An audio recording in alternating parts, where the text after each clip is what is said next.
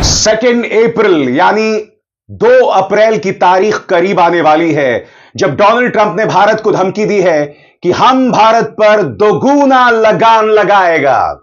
मैं जानता हूं ये आमिर खान की फिल्म लगान का डायलॉग है, मगर 2 अप्रैल वो तारीख है दोस्तों जब ट्रंप भारत पर एक कहर बरपाने वाला है।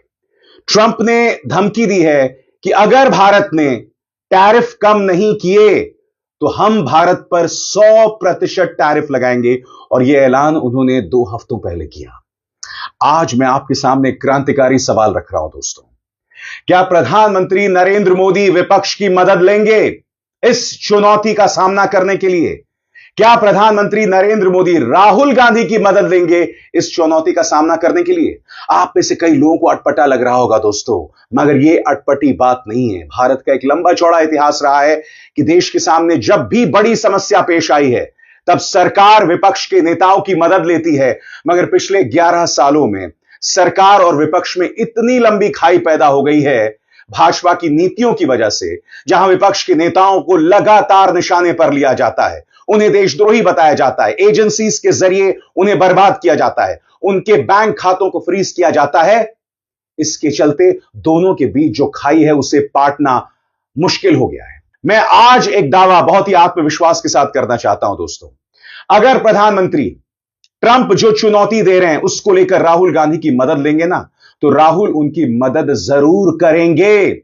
मगर बड़ा प्रश्न दोस्तों, प्रधानमंत्री नरेंद्र मोदी, है कहा जाए भाजपा के अंदर इस कदर अहंकार है कि वो ऐसा नहीं करने वाले हैं। मगर मैंने अभी अभी आपको बताया कि भारत की एक लंबी चौड़ी परंपरा रही है। आज इतिहास की वो 2 घटनाएं मैं आपके सामने पेश करने वाला हूं। पहली घटना 1994 की, दूसरी बड़ी घटना 2001 की। 1994 जब नरसिम्हा राव देश के प्रधानमंत्री थे, भारत के सामने पाकिस्तान की चुनौती थी, मगर नरसिम्हा राव जेनेवा किसे भेजते हैं भारत का पक्ष रखने के लिए? जिस टीम को भेजा जाता है उस टीम का नेतृत्व अटल बिहारी वाजपेयी कर रहे होते हैं। उस टीम का हिस्सा उस वक्त के विदेश मंत्री सलमान खुर्शीद थे। दूसरी चुनौती 2001, अमेरिका भारत को धमका रहा होता है, और वो धमकी क्या होती है कि हम इराक के खिलाफ युद्ध छेड़ रहे हैं, भारत इसका हिस्सा बने वरना भारत को मुश्किल कीमत चुकानी पड़ेगी। मगर वाजपेयी क्या करते हैं? वाजपेयी कांग्रेस और वामपंथियों से सलाह मशवरा करते हैं और इस चुनौती में वो पार पाते हैं, यानी कि भारत को जीत मिलती है। ये दोनों चुनौतियां क्या थी मैं आपको बतलाऊंगा दोस्तों, क्योंकि मैं आपसे क्यों कह रहा हूं कि क्या प्रधानमंत्री नरेंद्र मोदी राहुल गांधी से मदद लेंगे, इसके पीछे एक वजह है। ये 2 घटनाएं हैं 1994 और 2001 की। आपको समझना पड़ेगा दोस्तों, अमेरिका लगातार भारत को धमकी दे रहा है। याद कीजिएगा, आज से 2 हफ्ते पहले डोनाल्ड ट्रंप ने क्या कहा था कि अमेरिका के साथ गद्दारी सबने की है, चाहे दोस्त हो या दुश्मन। अब हम टैरिफ लगाएंगे और अमेरिका में करोड़ों अरबों रुपया वापस आएगा। मगर क्या आपको अंदाजा है कि भारत को इसका कितना नुकसान होने वाला है? सुनिए डोनाल्ड ट्रंप ने क्या कहा था आज से 2 हफ्ते पहले। Basically, I call April 2nd. I would have made it April 1st, but I didn't want to be April Fool's Day because then nobody would believe what I said, and they do believe me. April 2nd is going to be Liberation Day for America. We've been ripped off by every country in the world, friend and foe. We've been ripped off on trade. We've been ripped off on military. We protect people, and they don't do anything for us.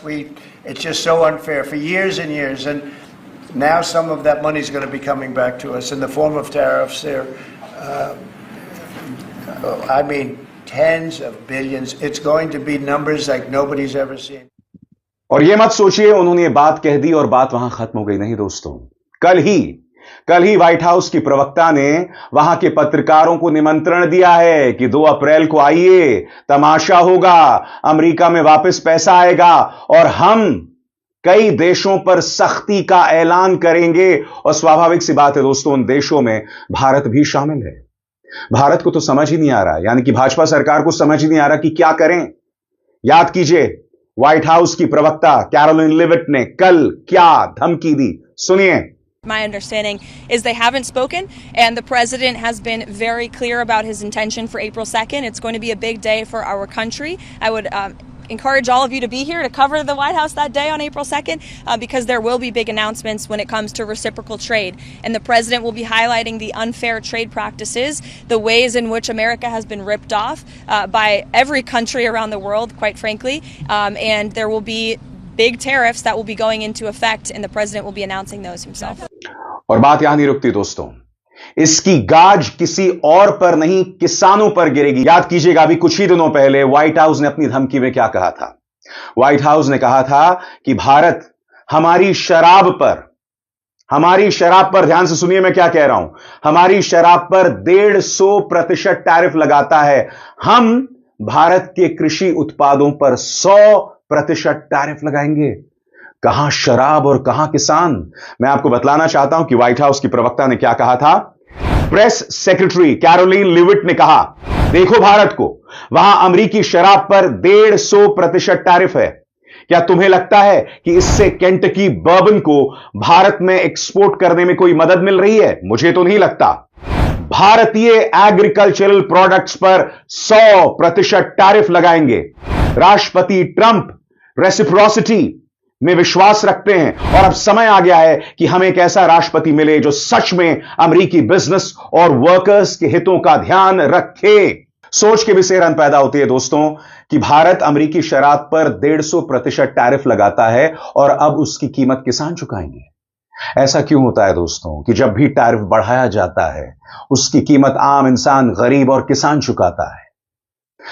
अफसोस की बात यह है कि BJP सरकार के पास कोई जवाब नहीं है, क्योंकि यह वो सरकार है जो आपको औरंगजेब में उलझा कर रखना चाहती है। मैं फिर आपसे सवाल पूछना चाहता हूं, भारत के सामने इतनी बड़ी चुनौती है, प्रधानमंत्री नरेंद्र मोदी राहुल गांधी को निमंत्रण क्यों नहीं देते?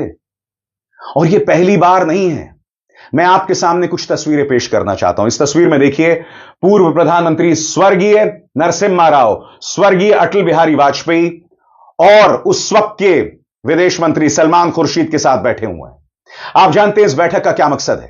बैठक का क्या मकसद मैं आपको बताता हूं। भारत के सामने एक चुनौती थी। जेनेवा में पाकिस्तान भारत को चुनौती दे रहा था मानवाधिकार उल्लंघन को लेकर। अगर पाकिस्तान जीत जाता तो भारत पर आर्थिक प्रतिबंध लगते, ऊपर से अंतर्राष्ट्रीय तौर पर हमारी साख को नुकसान पहुंचता। मगर राव क्या करते हैं? राव वाजपेयी को भेजते हैं। इस टीम के अंदर न सिर्फ सलमान खुर्शीद बल्कि फारूक अब्दुल्ला भी होते हैं।